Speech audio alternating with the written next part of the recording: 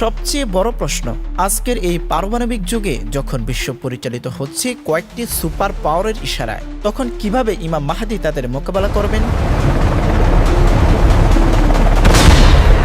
চলুন আজ আমরা ডুব দেই ইতিহাসের সেই গভীর রহস্যে।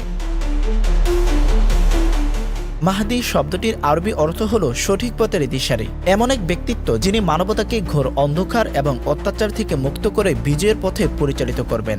এই ধারণাটি কিন্তু নতুন নয়, এটি হাজার হাজার বছরের পুরনো এক বিশ্বাস।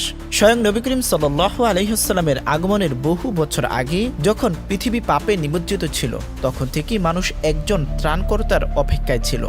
ভাবুন সেই হযরত নূহ আলাইহিস সালামের সময়ের কথা, যখন মানবতা দুর্নীতি এবং মূর্তি পূজায় ডুবে গিয়েছিল। তখন কিছু সৎ মানুষ আল্লাহর কাছে একজন পথ প্রদর্শকের জন্য দোয়া করেছিলেন। আল্লাহ তাদের ডাকে সাড়া দিয়ে হযরত নূহ আলাইহিস সালামকে পাঠান, কিন্তু কিছু মানুষ ছাড়া বাকিরা সবাই তার কথা শোনেনি, যার ফলে এক মহাপ্রলয়ে সেই অবাধ্য জাতির পতন ঘটে।